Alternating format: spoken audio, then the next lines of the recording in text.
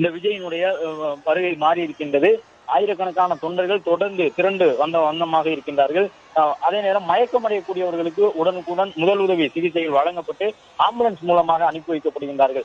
ஏற்கனவே மதுரை மாநாடு நடைபெற்ற பொழுது விக்கிரவாண்டி மாநாட்டின் மூலமாக பெற்றுக்கொண்ட பல்வேறு அனுபவத்தின் மூலமாக மதுரையிலே போதுமான தண்ணீரை ஏற்பாடு செய்திருந்தார்கள். மாநாட்டு திடல் முழுவதும் ஆம்புலன்ஸ் வாகனங்கள் தயார் நிலையில் இருந்தன. மருத்துவ குழுவினர் தயாராக இருந்தார்கள்.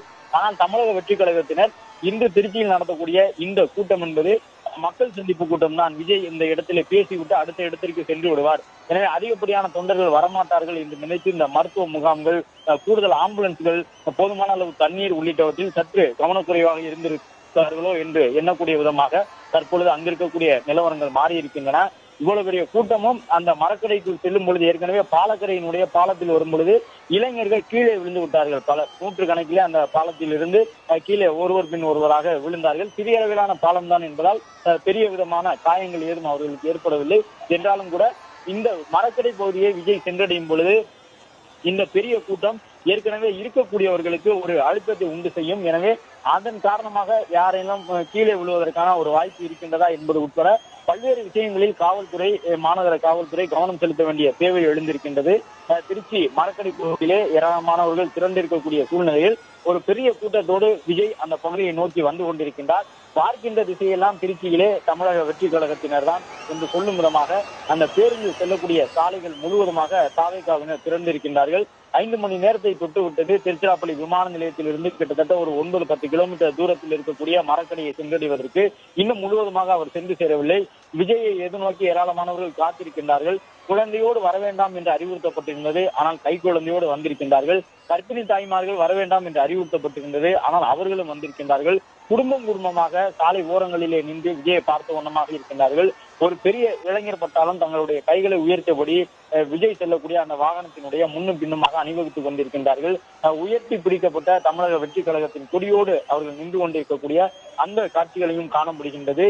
ஏராளமான வாகனங்கள் பின்தொடர்ந்து வந்தன. என்றாலும் மாநகராட்சி பகுதிக்குள் வந்தவுடன் கணிசமான அளவிலே அந்த வாகனங்கள் குறைக்கப்பட்டு விட்டன. ஆனாலும் கூட கூட்டத்தை கட்டுப்படுத்த முடியாத அளவிற்கு தொடர்ந்து அதிகரித்துக் கொண்டிருக்கின்றது. மயக்கம் அடைந்திருந்த நபர்கள் உடனுக்குடன் எடுத்திருப்பதாக அந்த மயக்கமடைந்த நபர்கள் உடனுக்குடன் அனுப்பி வைக்கப்படுகின்றார்கள். ஆம்புலன்ஸ் மூலமாக முதல் உதவி சிகிச்சைகள் வழங்கப்படுகின்றன.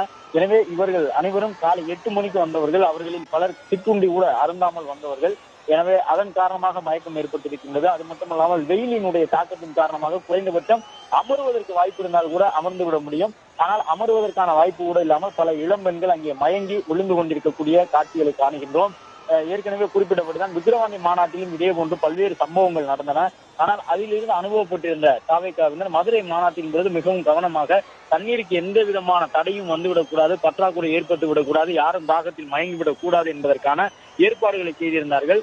அப்படி இருந்தும் கூட தொடர்ந்து இந்த கூட்டத்திற்கு அதற்கான ஏற்பாடுகள் செய்யப்படவில்லை. இங்கே நடைபெறுவது என்பது முழுக்க முழுக்க ஒரு தேர்தல் சுற்றுப்பயணம் தானே. விஜய் வருவார், வந்து அந்த இடத்தில் பேசிவிட்டு சென்று விடுவார் என்று கணித்து காவல்துறையினரும் ஒரு சில பாதுகாப்பு ஏற்பாடுகளை இன்னும் சற்று கூடுதலாக செய்திருக்கலாமோ என்று எண்ணும் வகையிலே தற்பொழுது இந்த கூட்டம் இருக்கின்றது.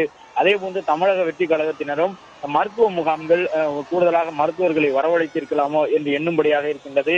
வந்த தொண்டர்களும் கொஞ்சமேனும் தலைமை சொல்லக்கூடியதை கேட்டு அதற்குரிய ஏற்பாடுகளோடு வந்திருக்கலாம். குறைந்தபட்சம் 10 மணிக்கு அவர் வருகை தருவார் எனும் பொழுது ஒரு 8 மணிக்கு மேலாக அவர்கள் வரும் பொழுதே தண்ணீரோடு வந்திருக்கலாம் என்று சொல்லப்படுகின்றது. விஜயனுடைய வாகனத்தை முன்னும் பின்னுமாக தொடர்ந்து வந்த தொண்டர்கள் தான் கிட்டத்தட்ட 5 மணி நேரம் ஆக்கி இருக்கின்றார்கள்.